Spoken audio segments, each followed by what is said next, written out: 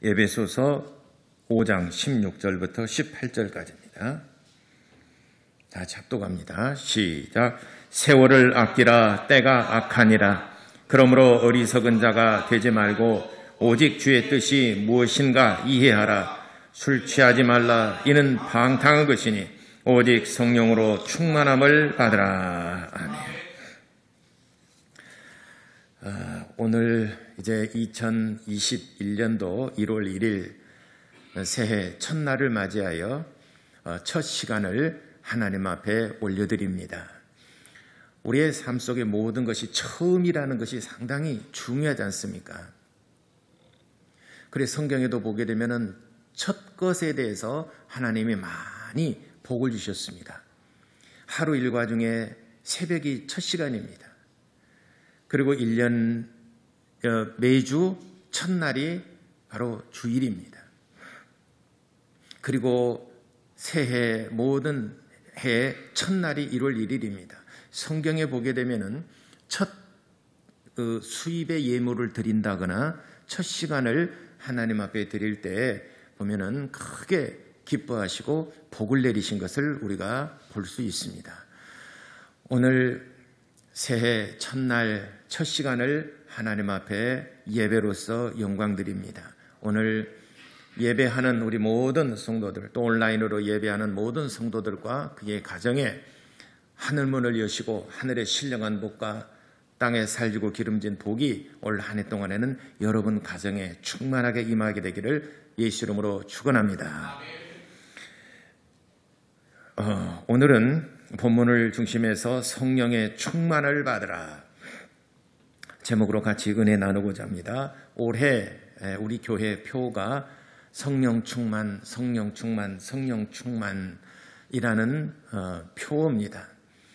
제가 이렇게 성령 충만이라는 것을 3번 이렇게 표로 삼은 이유가 있습니다. 그것은 이제 말씀 가운데 또 전하겠고 또 올 한 해 동안에는 그렇게 살도록 저의 목회 방향 제가 그렇게 인도하고자 합니다. 우리 이렇게 2번 고백합시다. 하나님은 예수를 보내시고 성령을 보내신 분이시다. 2번 합시다. 시작. 하나님은 예수를 보내시고 성령을 보내신 분이시다. 하나님은 예수를 보내시고 성령을 보내신 분이시다. 이렇게 예수를 보내시고 또 그 후에 아버지께 구하여 우리에게 성령을 주신 이유가 무엇일까? 요한복음 4장에 예수님께서 말씀하셨습니다. 예수와 성령으로 예배하는 자를 찾으시느니라. 영과 진리, 성령과 진리이신 예수. 그래서 예수와 성령으로 예배하는 자들을 찾으시느니라. 우리는 하나님께 발견되어져야 됩니다. 한 마리 잃어버린 양이 목자에게 발견되어지면 그는 생명을 얻습니다. 생명을 보존받습니다. 그러나 그 양이 목자에게 발견되지 않는다면 결국은 생명을 잃어버리게 될 것입니다. 하나님께서 찾으실 때에 예수와 성령으로 예배하는 자들을 찾으시는데 그렇게 예배하는 자들을 찾으시기 때문에 우리가 성령과 예수 그리스도로 예배하는 자가 되어야 됩니다. 그래서 하나님께서 예수를 보내시고 성령을 보내셨는데 왜 예수를 보내시고 성령을 보내셨을까? 바로 그것은 예수를 보내신 것은 우리가 할 수 없는 일들, 우리가 세상에서 할 수 있는 일들도 상당히 많이 있습니다. 우리에게 지혜도 주셨고 지식도 주셨고 많은 능력을 주셨습니다. 모든 만물을 지으신 가운데 우리 인간에게 가장 많은 것들을 주셨습니다.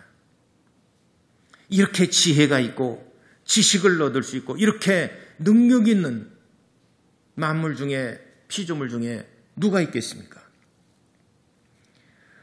그러니까 우리가 우리 일상생활에서 보게 되면 예전에는 땅을 파더라도 곡괭이로 파고 삽으로 파고 또 건물을 지을 때도 삽으로 시멘트를 이겨서 붓고 그랬었는데 이제는 모든 게 기계로 해버리지 않습니까? 기계로 뚫어버리고 예전에는 제가 예전에만 1970년대에서 80년대까지만 하더라도 서울에 가보게 되면 지하철 공사하느라고 다 땅을 파가지고 헤쳐놨습니다. 그런데 지금은 지하철 공사할 때 그렇게 하지 않아요. 지하철 공사할 때 굴을 팔 때 그 쉴드라는 큰 드릴이 있습니다. 그 드릴로 뚫어요. 그리고 나오는 그 흙이나 또 이런 부스러기들을 덤프트럭에 틀어서 계속 갖다 버립니다. 그러면서 이렇게 뚫으면은 곧바로 공사를 해서 무너지지 않도록 바로바로 공사가 들어갑니다. 1시간에 6m를 판다던가 제가 얼핏 기억하기로는 그 정도 팝니다. 1시간에 6m를 파들어갑니다. 그러니까 10시간 60m를 파들어가고 아마 지금 광주 지하철도 지금 공사하는 것은 이 역사 공사하기 위해서는 이게 파헤치지만은 그러나 굴을 뚫는 데는 그 쉴드가 기계가 뚫습니다. 참 놀라운 기술입니다. 이거는 하나님께서 우리에게 지식도 주시고 어떤 그런 만물의 힘을 이용할 수 있는 지혜도 주셨기 때문에 우리보다 더 힘이 세고 더 능력이 있는 짐승들을 지배하고 다스릴 수 있는 능력이 있는 겁니다. 우리가 할 수 있는 일들 참 많습니다. 그러나 또 한편으로 보게 되면 우리가 할 수 없는 것들이 있어요. 정말 이거는 우리가 속된 말로 그런 말 하지 않습니까? 이건 죽었다 깨어나도 안 돼. 그래요. 죽었다 깨어나는 거 우리는 불가능한 일입니다. 죽었다 깨어나도 또 안 되는 일이 있어요. 그 일을 위해서 하나님께서 예수 그리스도를 보내주신 것입니다. 우리가 아무리 과학이 발전하고 문명이 발전하고 우주 시대가 열렸다 하더라도 할 수 없는 것이 있어요. 그것은 죽은 자를 살릴 수 없는 것이고 우리의 죄를 없이 할 수 없는 것입니다. 과학이 아무리 발전해도 우리의 죄를 없이 할 수는 없는 것입니다. 로마서 6장 23절에 죄의 싹은 사망이요 그랬습니다. 죄를 가지고 있으면 결국 그 죄의 값을 치르는 싹이 뭐냐? 사망을 대가로 받는다는 것입니다. 그러니 우리가 일생 다 가기 전에 죄의 싹을 치러버려야 되는데 스스로는 죄의 싹을 치를 수가 없어요. 아무리 과학이 발전하고 아무리 문명이 아무리 사람이 지혜가 있고 지식이 뛰어나고 능력이 있어도 우리 안에 있는 죄를 없이 할 수는 없다는 것입니다. 이것은 불가능한 일이에요. 우리 인간의 힘으로는 도저히 이건 죽었다 깨어나도 할 수 없는 일입니다. 그렇다면 우리 인생은 결국에는 어떻게 되겠습니까?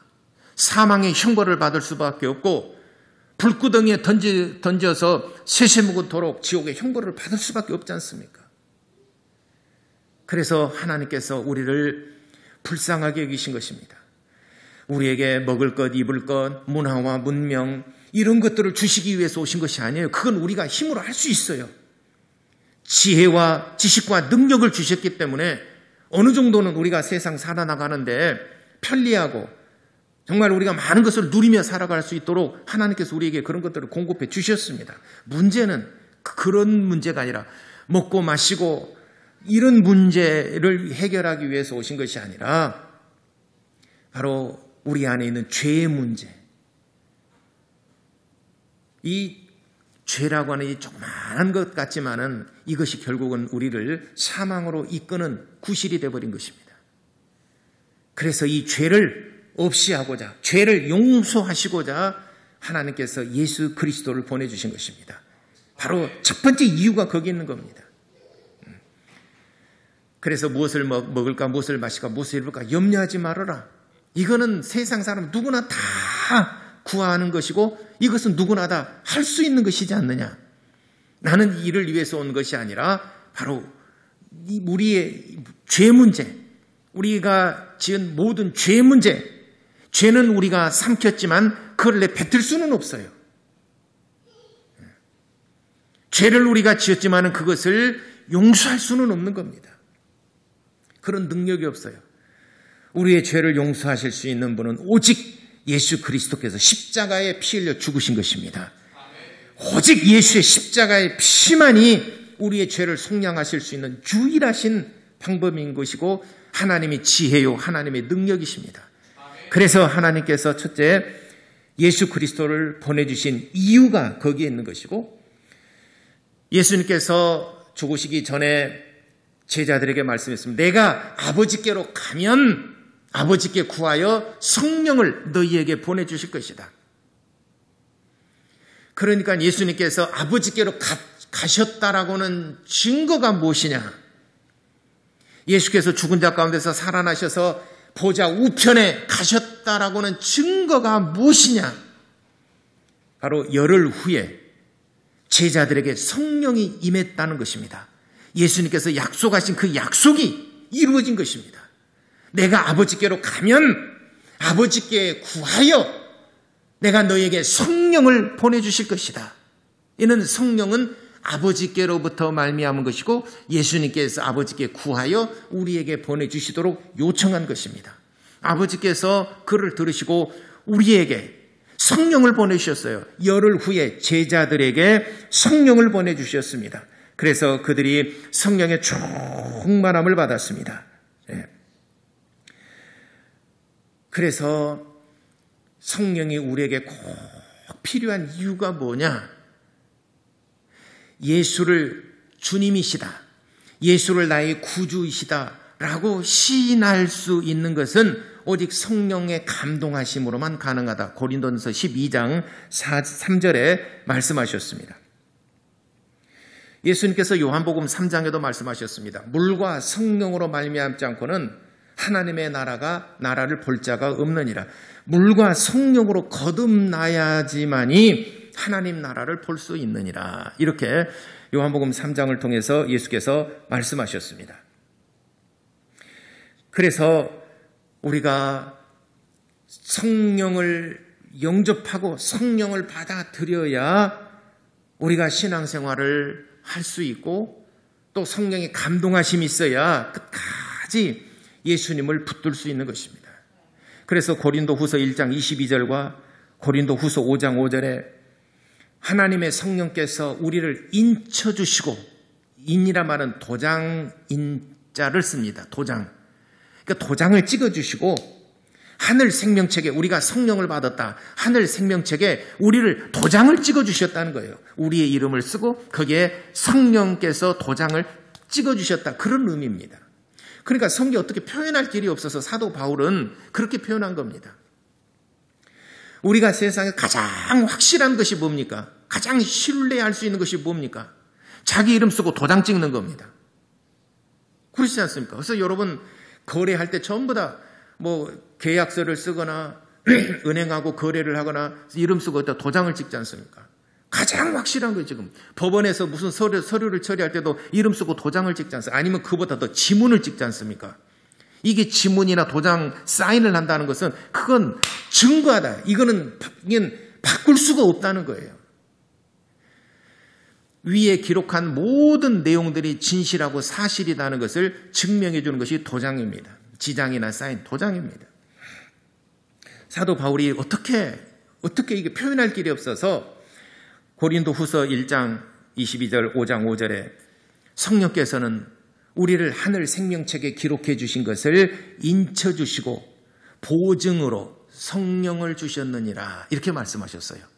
인쳐 주시고 보증으로 성령을 주셨느니라. 그래서 우리에게 꼭 우리가 성령을 받아야만 되고 꼭 성령이 우리 안에 임재해야만 되는 것입니다. 그런데 혹자들은 믿을 때 성령 받았다라고 말하는데 물론 그렇게도 얘기할 수 있고 그런 사람도 있어요. 믿을 때 성령 받은 사람도 있어요. 그러나 믿는 것과 성령 받는 것이 또 어느 정도 시차가 있고 일정한 시간이 또 필요한 사람도 있습니다. 그러니까 반드시 모든 사람이 전부 다 믿을 다 성령 받았다 이렇게도 말할 수 없는 거예요. 또 믿는 것과 성령 받는 것이 꼭 분리돼야 되는 것만도 아니에요. 어떤 사람은 믿을 때 성령 받은 사람도 있어요. 그러나 믿는 것과 성령 받는 것이 별개인 사람도 있어요. 예수를 믿었어요. 그리고 훗날 구하고 기도할 때 성령이 임재하는 것을 경험하는 사람도 있어요. 요한복음 7장 39절에 예수를 믿는 자들에게 이르기를 너희의 배에서 생수의 강이 흘러나리라 라고 말씀하셨어요. 이는 그가 받을 성령에 대해서 말씀하신 것이라 라고 그랬습니다. 그러니까 예수 그리스도를 믿는 자들에게 말씀하시기를 너희는 내 배에서 생수의 강이 흘러나리라. 이는 앞으로 너희들은 성령을 받게 될 것이다. 믿는 제자들에게 말씀하신 거예요. 믿는 것과 성령 받는 것에 대해서. 그러므로 가로 해가지고 아직 예수께서 영광을 받으시기 전인 까닭에 성령이 아직까지는 내리신 일이 없더라. 이렇게 기록되어 있어요. 자, 그렇다면은 사도행전 19장 1절로부터 6절까지는 이제 사도 바울이 사역할 때입니다. 에베소 지역에 가서 전도를 했습니다. 에베소 지역에 전도를 하는데 믿는 제자들에게 말씀을 전합니다. 이미 믿음을 갖고 있는 제자들, 이미 이제 예수께서 영광을 받으시고 승천하셔서 아버지께 구하여 성령이 내리셨고 마가다락방에 성령으로 충만한 그 이후 베드로가 사역한 그 이후 바울의 사역 때 얘기입니다. 에베소 지역에 가서 믿는 제자들에게 가서 물었어요. 너희가 믿을 때 너 성령 받았느냐? 물었어요. 그랬더니 우리는 성령에 대해서 아직은 들어본 일도 없고 아직 받지 못했습니다. 이렇게 말했어요. 아직 성령에 대해서 우리는 잘 모르고 아직 받은 일이 없습니다. 그러니까 바울이 성령에 대해서 자세히 예수 그리스도와 성령에 대해서 자세히 풀어서 그들에게 가르치시고 안수를 하매 그들이 다 성령의 충만함을 받으니 모두 12사람쯤 되니라. 이렇게 기록되어 있어요. 그러니까 초대교회, 예수님 시대 말고 초대교회 시대를 보게 되면은 믿는 것과 성령 받는 것이 별개의 사건일 수도 있다는 거예요. 혹자들은 그렇게 말해요. 아직 초대교회니까 성령이 보편화되지 않아서 그런 것이다. 하나님의 성령은 보편화되어 있습니다, 이미. 우리가 몰랐던 것이죠. 그래서 예수 그리스도를 믿는 것과 성령을 받는 것은 동시일 수도 있고 별개일 수도 있다는 겁니다. 여러분들이 믿을 때 성령 받으신 분들은 정말 사모함이 있고 잘하신 것입니다. 그러나 아직 여러분들이 성령을 받지 못했다고 하면 성령 받기 위해서 에베소 교회 성도들처럼 여러분들도 사모하시고 기도하시기를 바랍니다. 왜 그러면은 성령을 꼭 받아야만 되느냐? 사도 바울이 사역을 하다 보니까 갈라디아 교회에게, 갈라디아 여러 지역에 루스드라, 더베, 이고니온 이 지역을 갈라디아 지역이라고 합니다.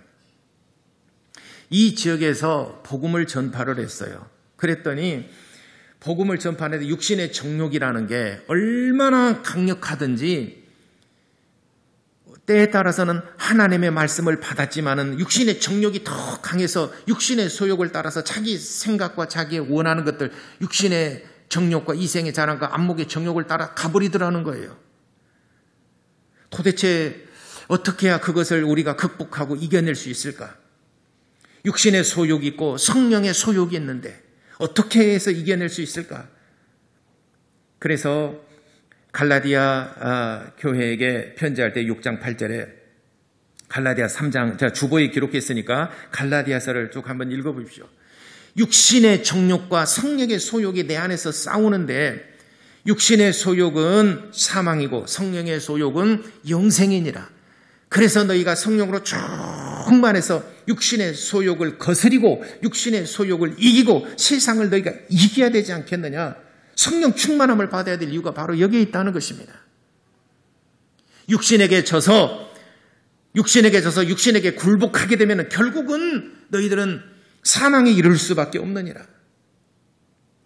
사도 바울도 로마서 7장 마지막 부분에 참 고민을 많이 합니다. 바울이 무슨 그런 고민을 하겠는가라고 할 수 있겠지만 사도 바울도 내가 마음으로는 하나님의 법을 잘 섬기고 잘 따르려고 하지만은 가만 보니까 내 안에 또 다른 한 법이 있는데 그 법이 나를 사망으로 자꾸 끌어내리더라는 거예요. 그러니 내 안에 두 가지 법이 있는데 하나는 사망으로 끌어내리는 법이 있고 하나는 성령으로 말미암아 하나님을 잘 섬기려고 하는 법이 있는데 이 두 마음, 이 두 가지 법이 내 안에서 싸우는데 오호라 나는 곤고한 사람이로다. 이 사망의 법에서 누가 나를 건져내랴? 사도 바울이 이것 때문에 많은 고민을 한 겁니다. 육신의 정욕이 나를 사망 가운데로 나를 끌어내리는 것과 내 마음의 법으로는 하나님을 잘 섬기고 싶은데 이 두 가지 법이 내 안에서 다투고 충돌이 일어나고 싸우고 어떤 일을 결정해야 될 때 자꾸 부딪힌다는 거예요. 그래서 로마서 8장 1절 2절로 넘어갑니다. 이제 그런즉 이제는 내 안에 그리스도 예수께서 내 안에 함께 하시니 생명의 법이 나를 죄와 사망의 법에서 나를 속량하시고 해방하였음이니라. 그래서 로마서 7장 마지막 부분에 사도 바울이 고민하는 내용이 8장 1절과 2절에 가면서 해결이 된 거예요. 그게 뭡니까? 예수 그리스도의 은혜와 성령의 감동하심. 예수 그리스도의 은혜와 성령의 인도하심이 결국은 사망의 법을 이기고 나를 생명길로 인도하니 내가 오직 하나님께 감사하리로다. 이것이 로마서 8장 1절 2절. 로마에서 어찌 보면 로마서 1장 17절 이후로 가장 중요한 성경 구절이 로마서 8장 1절과 2절입니다. 내 마음의 법에서 해방시켜 주시는 법, 바로 생명의 성령의 법이라고 그랬습니다. 이 말씀은 바울이 고민하고 있는 이 모든 것들도 우리가 고민하고 있는 것들입니다. 그렇잖아요. 마음의 법으로는 하나님을 잘 섬기고 싶어요. 그렇지만 또 마음의 한켠에서는 나를 사망으로 끌어내리는 또 법이 있다는 것입니다. 그것이 육신의 정욕이에요. 육신의 정욕이 얼마나 세든지. 갈라디아서 5장부터 5장과 6장에 기록하기를 육신의 법은 하나님의 법을 하지 못하도록 방해를 하는 것이고 하나님의 성령은 육신의 정욕을 제어하여 하나님께로 인도하는 법이다. 그러니 우리가 이 둘 사이에서 어떻게 해야 되겠는가? 우리 모든 성도들은 그래서 반드시 성령을 받아야 되고 성령으로 충만해야 된다라고 하는 것을 성경에 강력하게 말씀하고 계십니다. 여러분, 아직 성령 안 받으셨다면 반드시 성령을 사모하시기를 바랍니다. 성령 받지 않으면 세상을 이길 힘이 없어요. 성령은 하나님의 능력입니다. 하나님의 힘이에요. 우리가 하나님의 말씀만 받았으면 우리가 하나님을 잘 섬길 수 있으리라 생각되지만은 그러나 힘이 없으면은 세상으로 끌려갑니다. 이 육신의 정욕이라는 것이 또 이 세상의 유혹이라는 것이 만만치 않습니다. 여러분, 이 세상의 유혹과 또 육신의 정욕을 여러분이 만만하게 볼 대상이 아니에요. 우리가 지금까지 살아오면서 느끼고 경험했던 것들이지 않습니까? 얼마나 강력합니까? 하나님의 사람이라도 할 수만 있으면은 그를 끌어가려고 하지 않습니까? 많은 사람들이 육신의 정욕과 이 세상의 문화와 이 세상의 쾌락에 빠져서 하나님의 말씀을 버려버리고 세상으로 간 사람들이 성경에도 기록되어 있지 않습니까? 얀네와 얀브레, 알렉산더, 또 그리고 그레스게, 또 몇 사람들 기록되고 있죠. 디모데서에 보게 되면은 기록되고 있죠. 몇 사람들. 세상을 사랑하여 대만은 갈라디아로 가버렸느니, 갈라디아인가? 세상을 사랑하여 대만은 해갈길로 가버렸느니라. 그래서 예수님께서 우리 인간의 속성, 인간의 마음을 너무 잘 아시기 때문에 죽은 자 가운데서 부활하셔서 마지막으로 제자들에게 당부하시고 또 말씀하신 것이 뭐냐? 너희는 반드시 예루살렘을 떠나지 말고 성령 받아야 된다. 반드시 성령 받아야 된다. 예수님께서 함께 계실 때는 그들을 지켜주시고 말씀으로 그들을 가르치시고 또 그들이 능력이 부족할 때 예수님께서 귀신을 내어쫓고 병 고치시고 또 말씀을 가르쳐 주셨는데 이제는 예수님이 안 계십니다. 이제는 부활하신 지 40일 후에 이제 하나님의 보좌 우편에 가시려고 하는데 그들을 어떻게 놔두고 갑니까? 그래서 예수님께서 부활하셔서 제자들 앞에 나타나서 맨 처음 하신 말씀이 너희들에게 평강이 있을지어다. 숨을 내쉬며 가라사대 말씀하시기를 너희는 성령을 받으라. 맨 먼저 부활하셔서 하신 말씀이 성령 받으라고 그랬어요. 40일 후에 승천하시기 바로 전에도 제자들에게 마지막으로 말씀하신 것이 성령 받으라. 예루살렘을 떠나지 말고 너희가 하나님의 약속하신 성령을 꼭 받아야 된다. 왜 이토록 예수님께서 성령 받으라고 성령 받으라 성령 받으라 성령 받으라 강조했을까요? 왜 꼭 성령을 받아야만 될까요? 혹자들은 그러면 꼭 성령 받아야 됩니까? 받으셔야 돼요. 왜냐하면 예수님께서 그렇게 말씀하셨습니다. 부활하신 이후로 예수님께서 공생애를 시작하실 때 맨 처음 하늘문 열리고 하나님의 성령이 비둘기같이 그 위에 임하셨다라고 그랬습니다. 예수님께서 공생애를 시작하실 때 맨 처음 하늘문을 열리고 비둘기같이 하나님의 성령이 예수님에게 임하셨다라고 그랬습니다. 그리고 공생애를 시작하셨습니다. 예수께서 죽은 자 가운데서 부활하셔서 맨 처음 첫날 제자들에게 나타나셔서 하신 말씀이 너희는 성령 받아라. 숨을 내쉬며 가라사대 성령 받아야 된다.